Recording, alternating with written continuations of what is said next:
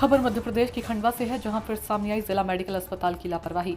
बीते 48 घंटे में 2 युवाओं की मौत पर जिन्होंने लगाया डॉक्टरों पर गंभीर लापरवाही का आरोप। खंडवा जिला अस्पताल के वेंटिलेटर चालू मिले तो वहीं खंडवा मेडिकल कॉलेज के वेंटिलेटर चालू नहीं मिले। खंडवा मेडिकल कॉलेज में लंबे समय से एनेस्थीसिया डॉक्टर नहीं, एक एनेस्थीसिया डॉक्टर के भरोसे महिलाओं की सीजर ऑपरेशन, महिलाओं के बच्चेदानी के ऑपरेशन नहीं हो रहे।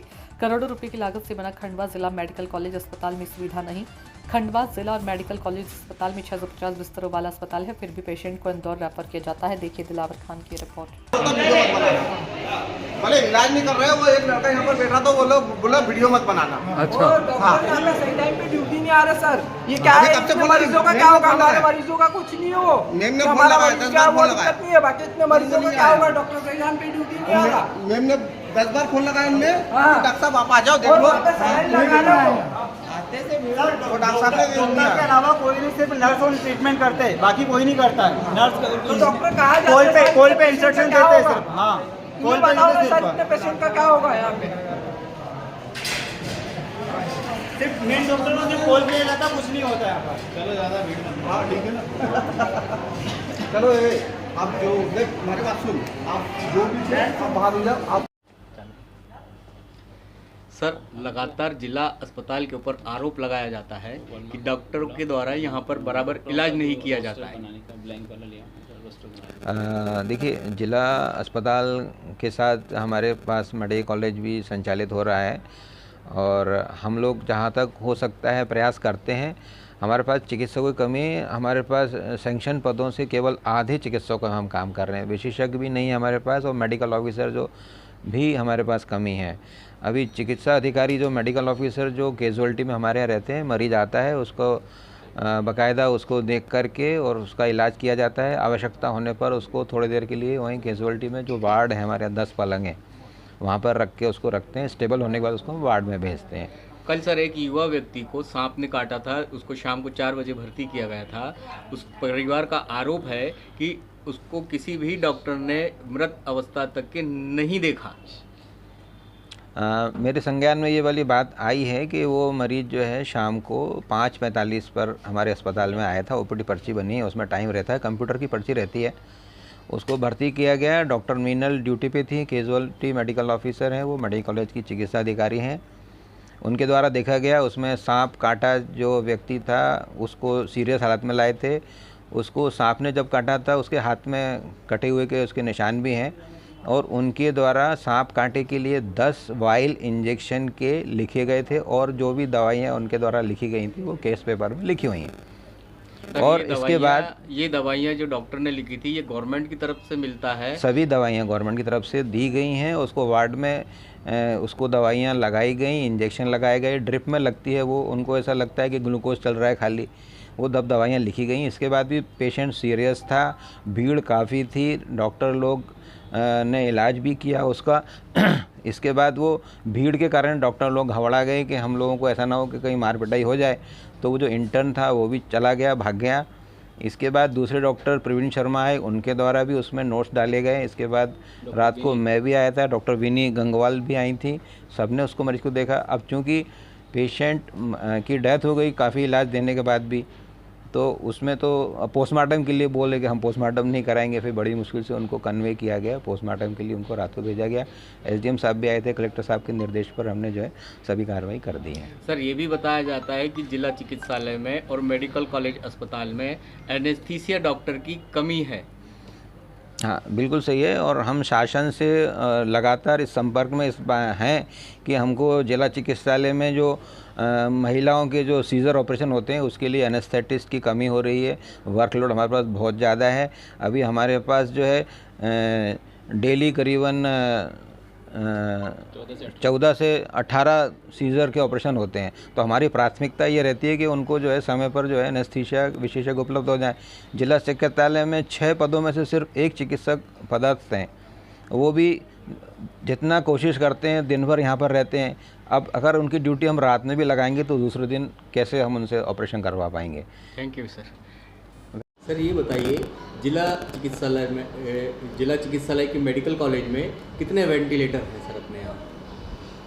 अपने यहाँ पे वेंटिलेटर तो हैं। अब जो मामला आप बता रहे हैं इसमें क्यों नहीं हुआ है इसका उपयोग और कौन इसके जवाबदार हैं, इस संबंध में जानकारी हम लोग मंगा के और जो भी इसमें संबंधित शामिल हैं तो कमेटी एक बिठा के उसमें जांच कराते हैं और इसमें जो भी दोषी होगा उस पर कार्रवाई की जाएगी। सर वैसे कितने वेंटिलेटर हैं जिला मेडिकल कॉलेज अस्पताल में? अपने पास वेंटिलेटर तो समुचित संख्या में है और उस समय हमारे पास कोरोना काल में भी आए थे और उपयोग तो हो रहा था उनका भी, पर जहाँ पे इसका उपयोग होना था वहाँ नहीं हुआ है। ये जैसे आपके द्वारा भी बताया गया और आज इसमें भी आया है, तो इसमें प्रयास हम लोग का यही रहेगा कि इसमें एक तो कार्रवाई की जाएगी और दूसरा जो क्यों नहीं हो रहा है इसके लिए वहाँ पर क्या व्यवस्थाएं थी क्या नहीं थी इसका भी आकलन किया जाएगा और अगर नहीं वहाँ स्थापित है तो उनको कोशिश की जाएगी वहाँ पर भी चालू हों और स्थापित हों। सर कल भी एक घटना हुई रात में कि एक बच्चे को सांप ने काटा था जिसे 5 बज के कुछ मिनट पे यहाँ भर्ती किया गया था, उसको बराबर इलाज नहीं मिला। परिजनों का आरोप है कि मेडिकल कॉलेज के अस्पताल में डॉक्टरों ने उसे नहीं देखा। अब ये जैसा आरोप लगा है हम इसकी भी जांच करेंगे और इस पर भी कार्रवाई करेंगे कि क्या उसके लिए आवश्यकता के हिसाब से जो आवश्यक चीज़ें थी एएसवी और सांप काटे के इलाज के लिए जो व्यवस्थाएं थी वो उपलब्ध थी या नहीं थी और कौन ड्यूटी पे था और उसमें भी जांच करके कार्रवाई करेंगे हम। सर मेडिकल कॉलेज अस्पताल में कितने एनेस्थीसिया डॉक्टर पदस्थ हैं और वर्तमान में कितने डॉक्टर हैं? अभी तो वर्तमान में मेडिकल कॉलेज में एक भी एनेस्थेटिस्ट नहीं है। एकमात्र एक सीनियर रेसिडेंट एक पद होता है जो कि पोस्ट ग्रेजुएशन के बाद उसको 1 वर्ष का पाठ्यक्रम करना पड़ता है प्रशिक्षण, तो वो एकमात्र पदस्थ है। विशेषज्ञ जो पद है जो शैक्षणिक पद है और लेक्चरर और ये हैं वो एक भी नहीं है यहाँ पर।